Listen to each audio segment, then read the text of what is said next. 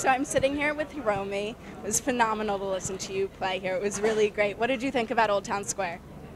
Well, it was full of energetic people, and it's always amazing to see so many smiles at once. I enjoyed it very much. Japan and Czech Republic are both countries that are really in love with jazz. How did that, were you exposed to a lot of jazz as a child, or how did that influence you getting into this genre of music? Well, I studied and I studied playing piano when I was 6 years old, and my first piano teacher happened to be a big fan of jazz music, so I've been listening to it since then all my life. And it's, young people start to listen to a lot of instrumental music these days, and it's great.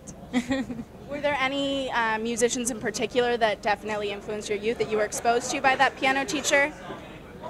The first two pianists that I've listened to was Errol Garner and Oscar Peterson.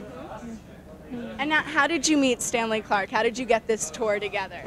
Well, I did the 2 albums with him, and the last album was with Lenny White on drums and him on bass.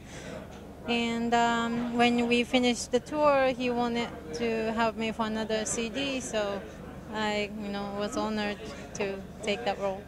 Well, we're so glad that you came. Now, you're a very young jazz musician in the field. It's largely dominated by older men sometimes. What do you think the future of jazz is? Where do you want to go? Well, it's just, I don't know, it's a hard question because it's musical freedom, and it's just being, freer and freer, and yeah. There's so much energy when you play. It feels like a very energetic music. Do you draw that from the crowd, or where does it come from?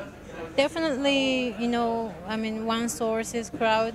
The biggest source is a crowd, and the joy that, of just playing music. I love playing the piano. I love playing music, so that really makes me feel happy and excited. Well, we were so glad to have you here. It was really a pleasure. Thank you so much. Thank you so much. I hope to be back.